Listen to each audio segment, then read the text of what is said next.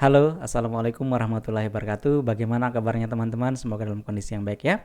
Dan pada pertemuan kedua ini saya akan coba wakilkan materinya dalam bentuk video ya. Kalau di pertemuan kemarin pertama kita coba menggunakan Zoom, dan di pertemuan kedua ini karena saya hari ini ada agenda, sehingga saya coba untuk wakilkan materinya dalam bentuk video ya. Jadi metode-metode seperti ini nanti yang banyak saya gunakan ya, karena saya tidak ingin kalau misalnya hanya memberikan materi dalam bentuk slide, kemudian teman-teman mempelajari, tetapi saya lebih senang menggunakan video biar ada penjelasannya seperti itu ya. Nah, kemarin di pertemuan pertama kita sudah membahas tentang pengantar multimedia ya, kemudian pengertiannya apa, kemudian elemennya apa saja yang ada di sana. Kemudian dalam multimedia itu ada terminologinya juga ya. Jadi harapannya nanti di mata kuliah ini kita bisa mempelajari ya minimal pengantarnya ya tentang terminologi tersebut, sehingga pemahaman teman-teman tentang multimedia tidak hanya sekedar tentang video, audio seperti itu, tapi ada berbagai macam jenis ya, mulai dari multimedia, sistem multimedianya, kemudian produksi multimedianya, aplikasi multimedianya, kemudian yang terbaru dan paling banyak digunakan mungkin yang teman-teman kenal ya, atau dan dinikmati kontennya seperti hari ini ketika teman-teman menggunakan YouTube untuk mengakses video ini, itu ada yang disebut dengan multimedia on networks ya. Baik itu menggunakan Zoom, juga kita menggunakan multimedia on networks melalui video conference ya. Kemudian kalau teman-teman juga menikmati konten-konten streaming, misalnya seperti streaming musik, video, itu juga yang disebut dengan multimedia on networks gitu ya. Nah, untuk di pertemuan kedua ini ya, kita akan membahas tentang konsep multimedia ya. Jadi nanti kita akan melihat apa saja sih konsep-konsep yang ada dalam multimedia gitu ya. Tapi sebelum ke sana saya ada sedikit video ya. Saya dekat sedikit video. Semoga ini bisa dinikmati ya. Oke, saya coba putarkan.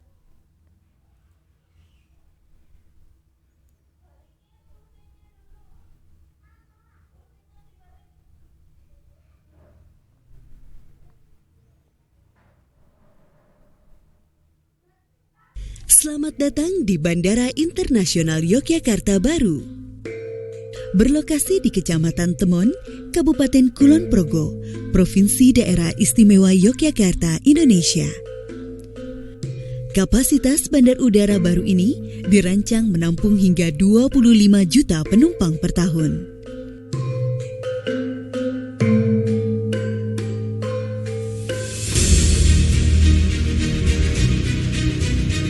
Bandar Udara Internasional Baru Yogyakarta ini akan membuat akses masuk sendiri dari jalan nasional. Pada pintu masuk tersedia 8 jalur mobil, 2 jalur motor, dan 2 jalur bis.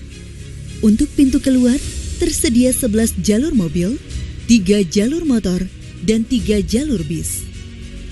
Panjang flyover dari pintu masuk hingga ke terminal adalah 1,042 km.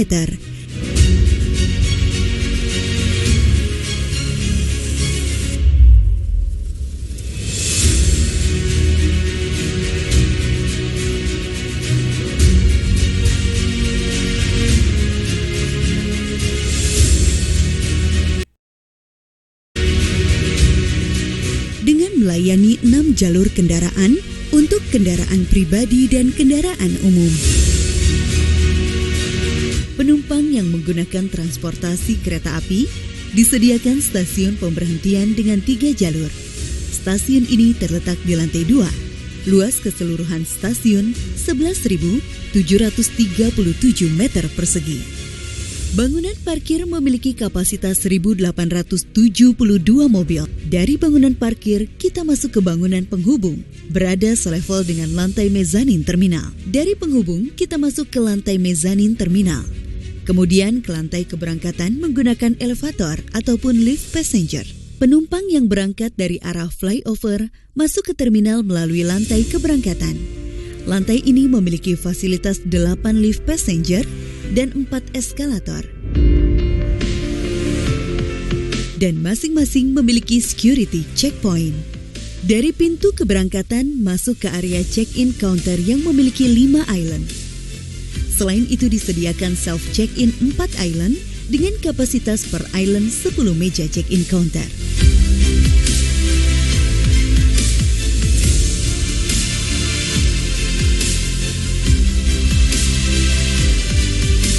Dari check-in counter area, kita melewati security checkpoint kedua.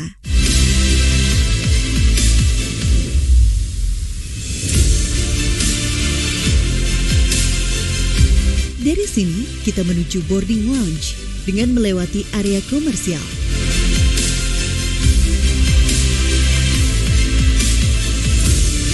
Area boarding lounge memiliki 21 gate keberangkatan dengan fasilitas ruang tunggu di setiap gate-nya. Di area sirkulasi, penumpang disediakan 10 travelator.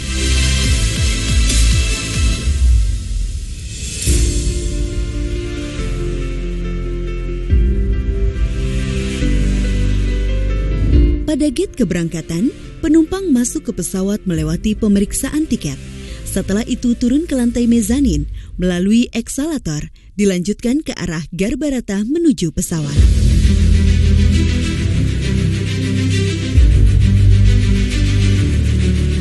Dari sisi udara, bandara ini memiliki fasilitas runway dengan panjang 3,25 km.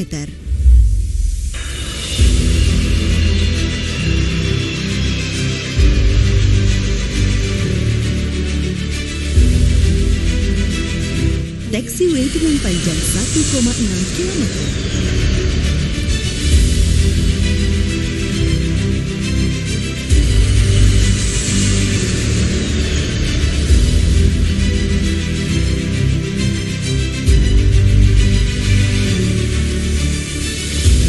Apron dengan total luasan 159.140 meter persegi. Kedatangan penumpang dimulai dari Garbarata, kemudian masuk ke arah Fixed Bridge, dilanjutkan ke arah mezanin.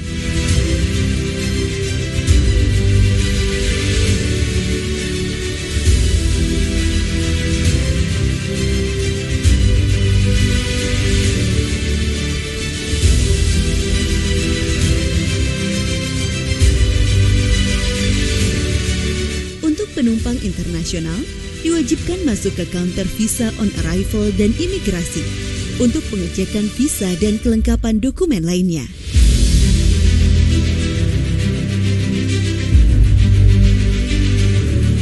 Bagi penumpang yang membawa bagasi, turun ke lantai dasar ke area klaim bagasi.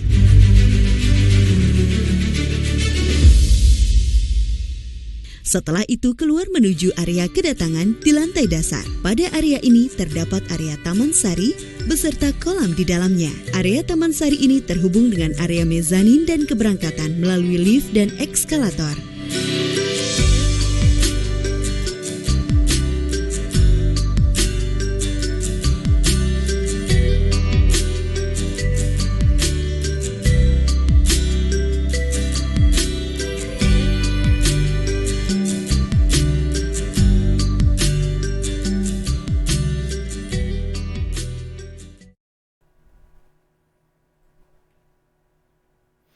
Baik, itu adalah salah satu contoh produksi multimedia ya, di mana saya tadi memberikan contoh di situ adalah sebuah video animasi ya. Jadi kalau kita melihat kemarin di pembahasan sebelumnya ya, bahwa elemen multimedia itu setidaknya ada 5 ya.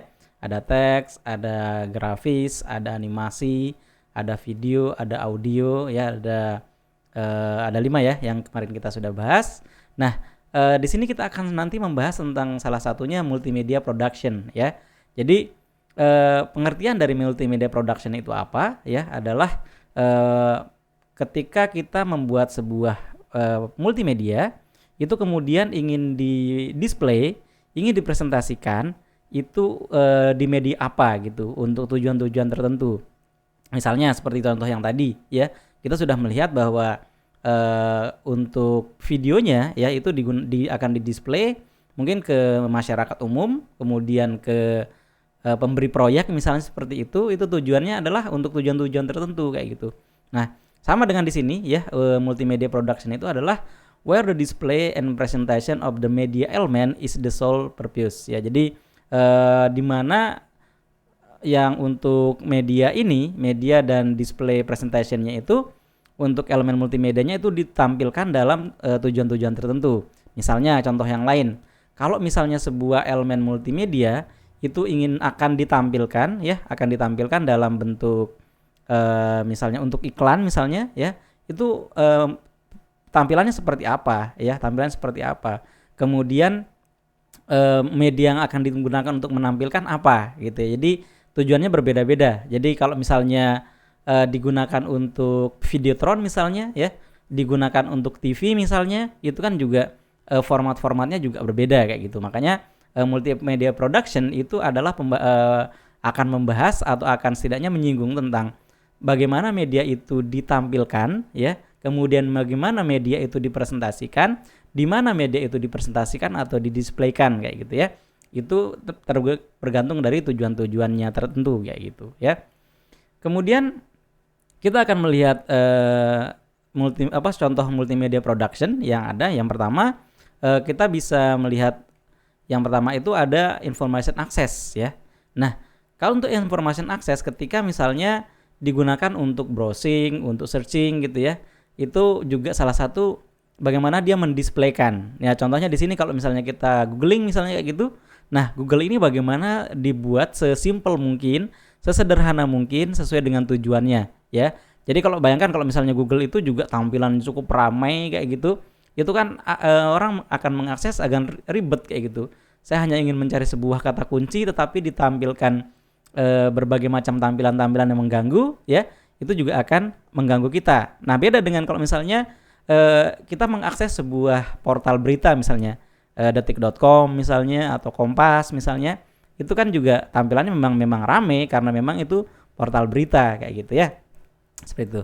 Kemudian yang kedua, presentation yang berikutnya adalah presentation ya. Kalau tadi kan kita melihat browsing dan sebagainya, kalau untuk presentation misalnya akan dipresentasikan di rumah, di bioskop, kemudian untuk interaktif video dan sebagainya ya. Kemudian yang ketiga, contohnya adalah untuk development ya. Untuk development di sini yang dimaksud dengan adalah authoring tools ya. Jadi authoring tools itu tools yang digunakan untuk menggabungkan ya, untuk menggabungkan beberapa elemen multimedia ini. Jadi makanya di sini pembahasannya adalah authoring tools atau software package with developer used to create and package e-learning content deliverable to end user ya. Jadi contohnya seperti ini. Ketika kita membuat sebuah konten, ya misalnya contoh tadi video yang kita tampilkan di awal tadi, itu kan mesti untuk membuatnya itu pertama ada yang membuat model 3 dimensinya dulu misalnya, atau kalau kita tarik ke belakang ya, itu mesti akan mulai dari bagaimana merencanakan sebuah bandara kayak gitu ya. Kemudian digambarkan bandara tersebut ya. Jadi produksinya yang video tadi kan sebelum mulai membangun bandaranya gitu ya. Jadi seperti itu. Makanya ada proses untuk untuk pengembangannya di awal gitu. Kemudian coba untuk digambar ya. Kemudian dibuat model 3 dimensinya, kemudian dianimasikan. Nah, di situ untuk memberikan penjelasan yang lebih jelas ya. Kemudian ditambahkan teks, kemudian ditambahkan narasi, kemudian ditambahkan berbagai macam elemen kayak gitu. Nah, untuk menggabungkan semua komponen-komponen tadi ya, mulai dari misalnya model 3 dimensinya, kemudian teksnya, kemudian videonya kalau misalnya ada, kemudian audionya, narasinya gitu. Nah, itu digabung dalam authoring tools ini ya. Jadi ya langkahnya akan seperti itu gitu ya untuk development kayak gitu. Kemudian contoh multimedia production juga untuk teleconferencing ya. Nah, ini juga sekarang banyak kita gunakan ya, banyak kita gunakan ketika dengan adanya pandemi ini kemudian merubah bentuk pembelajaran gitu ya. Mulai kalau yang biasanya kita tatap muka kayak gitu atau apa istilahnya luring ya di luar jaringan ya, kemudian sekarang mulai berubah menggunakan daring kayak gitu. Nah, salah satu yang digunakan atau dimanfaatkan untuk pembelajaran adalah salah satunya teleconferencing yang teman-teman lakukan misalnya melalui Zoom, melalui Google Meet, melalui Cisco Webex misalnya dan sebagainya ya. Kemudian yang kelima, contoh yang berikutnya adalah proses kontrol. Nah, jadi mungkin kita tidak akan membayangkan ini untuk proses kontrol itu bentuknya akan seperti apa gitu ya. Jadi untuk proses kontrol dengan menggunakan controlling machine untuk manufacturing ya, di situ biasanya di dalam kalau misalnya ada sebuah pabrik misalnya kayak gitu atau sebuah perusahaan itu mungkin kita tidak boleh masuk langsung misalnya ya, tidak boleh langsung masuk, tetapi harus melihat materinya, harus melihat melalui room control kayak gitu. Nah di situ kita akan disajikan kan bentuk-bentuk multimedia kayak gitu ya, misalnya ada dashboardnya kayak gitu, ada dashboardnya misalnya untuk mengaktifkan mesin yang ini kita pencet yang mana misalnya kayak gitu ya. Jadi di situ adalah salah satu proses kontrol yang itu juga bagian dari contoh produksi multimedia kayak gitu. Jadi ada proses-proses yang perlu digambarkan dalam bentuk dashboard misalnya ya, dalam bentuk kotak seperti itu. Kemudian kalau misalnya kita ingin mengaktifkan mesin yang mana, tinggal pencet yang mana, atau ingin menaikkan misalnya kayak gitu, itu juga menggunakan controlling proses kontrol. Nah seperti itu ya. Kemudian kita akan melihat ada yang disebut dengan hypertext, ada yang disebut dengan hypermedia. Nah jadi kalau hypertext ya, hypertext itu adalah teks yang dilingkan ke teks yang lain ya. Kalau misalnya mungkin teman-teman lihat kalau buka Wikipedia gitu ya, Wikipedia itu kan basisnya teks semua ya, basisnya teks semua. Kemudian di situ ketika kita ingin berpindah dari teks yang lain atau informasi yang lain, itu biasanya kan ada linknya gitu ya. Itu yang disebut dengan hypertext ya. Kalau nanti di IT yang mungkin kita akan belajar, kalau misalnya ketika kita belajar tentang pemrograman web kayak gitu ya, itu nanti di situ juga banyak hypertext ya, di mana sebuah teks itu dilingkan ke teks yang lain ya. Kemudian yang kedua itu ada yang disebut dengan hypermedia ya. Jadi di sini juga hypermedia itu karena sudah kita sepakat di awal bahwa salah satu elemen multimedia itu termasuk teks ya. Makanya di sini disebutkan bahwa media termasuk teks yang dilingkan ke media lain termasuk teks ya. Jadi media itu nanti termasuk ya teks, grafis, gambar, audio, video gitu ya. Itu juga nanti bisa dihubungkan ya, bisa dilingkan itu ke media yang lain kayak gitu ya. Termasuk teks juga gitu ya. Kemudian ini salah satu contohnya ya. Di sini ada hypertext ya, misalnya disajikan dalam bentuk gambar seperti ini atau tampilan seperti ini. Ini kan kita tadi udah melihat bahwa web itu juga sebuah multimedia ya, sebuah contoh produksi multimedia gitu ya. Kalau misalnya ini saya klik, misalnya di sini kan kita akan melihat there are 5 elements in multimedia. Misalnya ketika saya klik ya, nah ini akan lari ke teks yang lain kayak gitu. Nah jadi ini adalah contoh ya, ini jangan dilihat kontennya, tapi ini adalah salah satu contoh implementasi dari hypertext kayak gitu ya. Mudah ya, mudah dipahami untuk yang ini. Kemudian yang kedua contoh dari hypermedia. Nah jadi kalau misalnya kita menggunakan media yang sama atau tampilan yang sama, ketika saya klik di medianya, maka ini akan lari ke atau dilingkan ke konten-konten yang lain ya, termasuk misalnya di sana ada gambar, ada audio juga, gambar juga ya. File misalnya ada PowerPoint, ada Word, ada dokumen, ada Excel, kemudian ada video misalnya MPEG ya, atau file gambar bentuknya PSD, atau file video dalam bentuk MOV ya. Jadi di situ yang disebut dengan hypermedia. Jadi ketika saya klik medianya ya, maka akan lari ke media-media yang diinginkan ya, seperti itu. Next. Kemudian akan kita lihat apa sih efek dari teknologi multimedia itu ya. Jadi kalau kita melihat yang pertama ya, di situ ada efek multimedia itu adalah change the way to communicate and shopping ya. Jadi sekarang kita sudah mulai merasakan ya, dengan efek multimedia itu kita sudah disajikan misalnya mengubah bagaimana cara kita berkomunikasi ya. Yang pertama, bagaimana kita berkomunikasi ya. Ya kita sudah bisa belajar atau bisa kuliah tanpa harus bertemu dengan dosennya kayak gitu. Bisa saya juga berkomunikasi dengan teman-teman seperti ini misalnya, meskipun ya saat ini yang kita lakukan komunikasinya satu arah gitu ya, tetapi setidaknya ini sudah merubah cara kita untuk berkomunikasi kayak gitu. Kemudian ya berkomunikasi yang lain kita menggunakan Zoom misalnya ya. Di situ teman-teman bisa berkomunikasi dengan saya ya, saya di rumah atau saya di kampus, teman-teman di rumah gitu, kita bisa berkomunikasi kayak gitu ya. Kemudian change the way to shopping ya, jelas kalau ini teman-teman mungkin sudah sering berbelanja online kayak gitu ya. Bayangkan kalau toko online-nya gambarnya cuma teks aja gitu ya semuanya, itu juga nggak akan menarik. Menariknya karena di situ ada gambar ya, ada teks yang menarik bentuknya, kemudian ada video juga kadang seperti itu ya. Jadi multimedia itu merubah bagaimana cara kita untuk berkomunikasi dan berbelanja gitu ya. Ini contoh, ini video sepertinya. Saya coba cek videonya ya. In an offline store, when we Ini enter saya the skip store, aja the ya. store person Ini from a sudah, chat conversation all the way to making a purchase. Ini saya skip aja ya, nggak apa-apa. Kemudian yang kedua, efek dari multimedia itu adalah multimedia itu merubah industri musik dan industri perfilman ya. Sekarang kita sudah sangat memahami atau sangat mengikuti gitu ya, dimana untuk movie misalnya ya, sekarang orang bisa menggunakan video on demand seperti Netflix, kemudian yang lokal misalnya video dan sebagainya ya.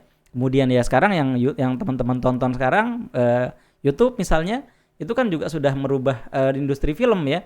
Kalau yang lokal mungkin ya bioskop online misalnya kayak gitu. Mungkin kalau yang teman-teman sudah sering menggunakan ada bioskop online misalnya.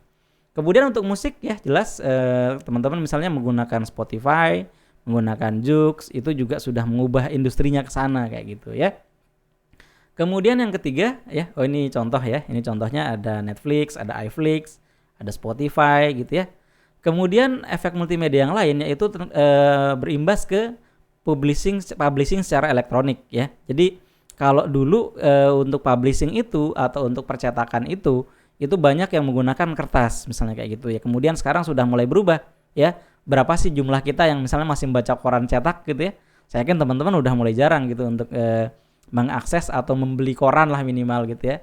Majalah mungkin juga udah mulai kurang gitu ya. Sekarang lewatnya ya lewat lewat online-nya gitu ya, lewat portal beritanya mereka. Dan The New York Times ya sejak 2015 kalau nggak salah mereka sudah menyetop yang versi cetaknya ya. Sekarang yang banyak digunakan adalah yang versi online-nya kayak gitu ya.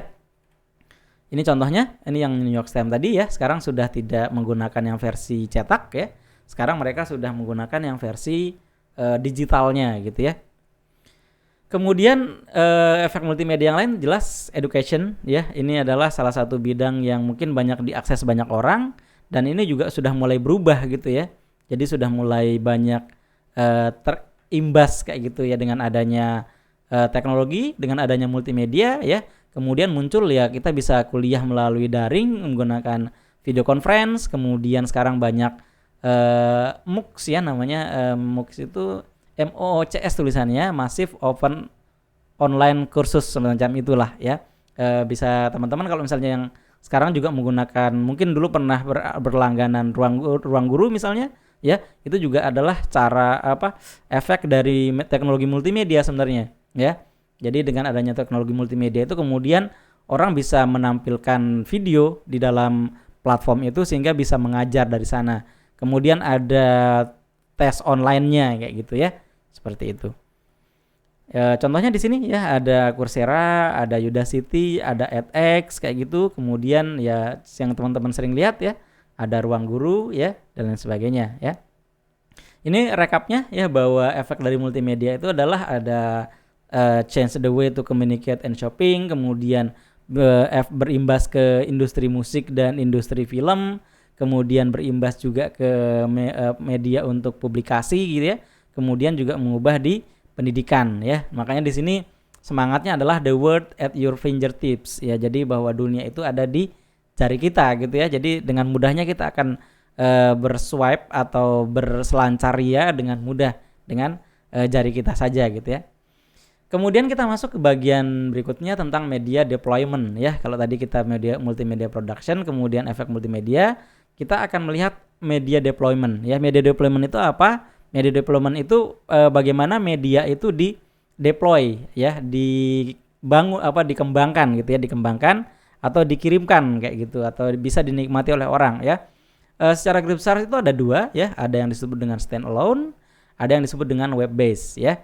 Jadi jelas kalau teman-teman lihat di sini, standalone itu berdiri sendiri, misalnya di deploy melalui CD misalnya, melalui compact disk, kemudian melalui flash disk atau melalui media-media deployment yang standalone lainnya. Kemudian kalau yang berikutnya ada web based ya. Jadi kalau pembelajarannya melalui web misalnya secara online, yaitu media deploymentnya berarti web based kayak gitu. Tapi kalau misalnya saya menjual DVD pembelajaran gitu ya, saya juga jual di toko online saya itu ada yang menjual media kayak gitu, media tutorial. Itu juga saya mendeploynya itu menggunakan CD ya, menggunakan DVD kayak gitu, itu kemudian dikirimkan, itu standalone gitu ya. Nah, untuk standalone ya, jadi kalau standalone itu kelebihannya adalah bahwa dia dapat dioperasikan secara independen ya. Jadi able to operate independently of other hardware or software ya. Jadi kalau standalone ya kita bisa mengaksesnya selama kita memiliki DVD room-nya atau CD room-nya gitu ya. Tanpa ada bantuan internet kita bisa jalan ya. Itu yang disebut dengan untuk standalone ya. Kebalikannya dengan yang web based ya. Jadi kalau web based itu aplikasi yang bisa diakses ya atau digunakan melalui internet kayak gitu, melalui browser gitu ya. Contohnya kita bisa melalui Mozilla, kemudian melalui Google Chrome, melalui Opera dan lain sebagainya ya. Yang jelas kelebihannya adalah kita bisa mengakses materi itu dari mana saja dan kapan saja. Cuman kelemahannya jelas ya bahwa kita tidak bisa mengakses kalau misalnya tidak ada internet ya, karena dia web based. Kecuali kalau web based-nya ini juga di delivery atau dalam bentuk CD ya, kembali menggunakan CD tapi dibuka melalui browser misalnya ya, seperti itu. Kemudian ini yang disebut dengan advantage of multimedia ya. Jadi di sini adalah kelebihan ya, kelebihan ketika kita menggunakan multimedia. Yang pertama jelas ya, informasi itu dapat di-deliver ya, dapat dikirimkan ya dengan lebih efektif dan extensively ya, dengan dan interaktif juga gitu ya.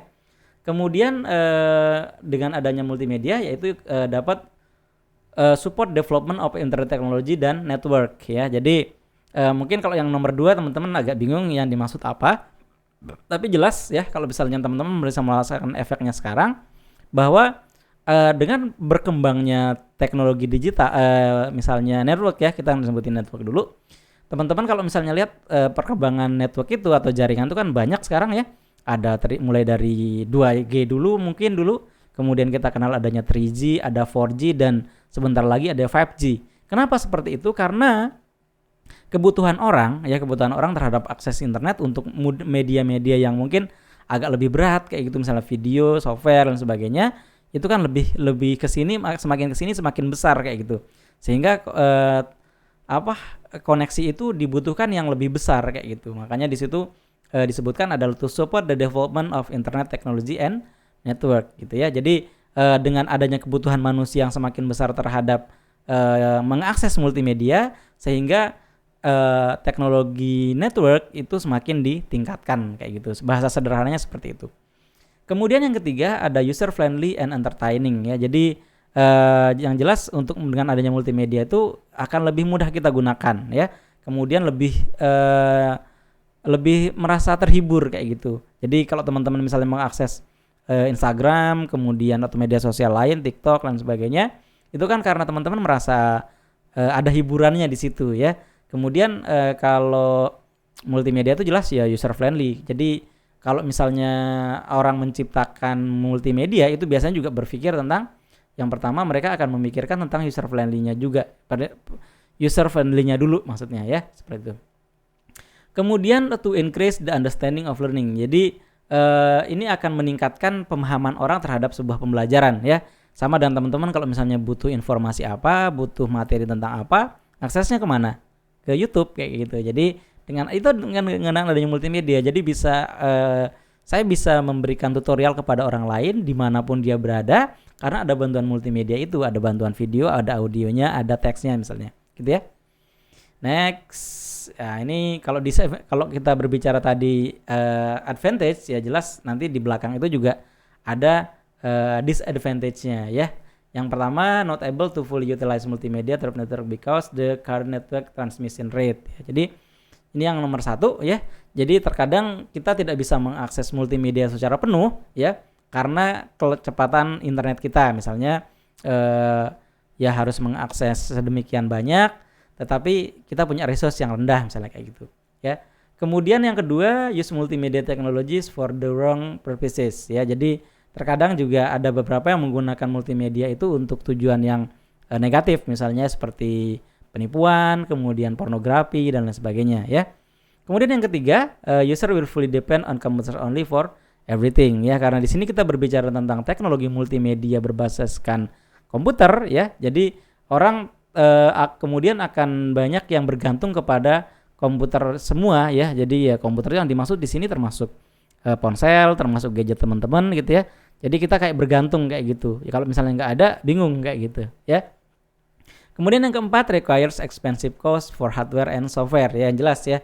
Jadi kalau misalnya teman-teman pengen mengakses atau bermain game yang agak berat misalnya kayak gitu ya, jelas perlu software dan hardware yang mumpuni kayak gitu. Kalau software ya mungkin banyak yang pakai yang bajakan, meskipun saya tidak support tidak recommended ya.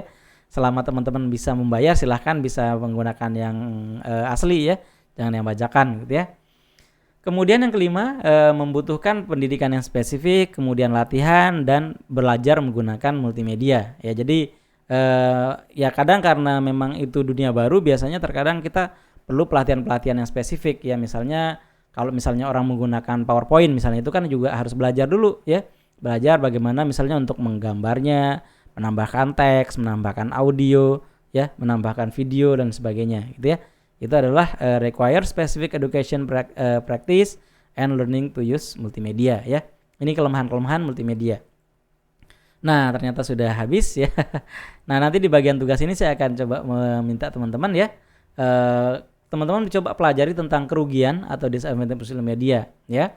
Kemudian berikan solusi untuk meminimalisir kerugian tersebut ya. Kemudian yang ketiga, jelaskan masing-masing solusi yang diberikan ya. Ini dikerjakan dalam secara individu ya, minimal 1 halaman dan maksimal 3 halaman ya. Jadi langkahnya adalah teman-teman tadi lihat ya, kerugiannya apa saja. Ada berapa tadi? Ada 5 ya. Ada 5 kerugian. Kemudian teman-teman coba berikan solusi ya, solusi dari kelemahan-kelemahan tersebut ya.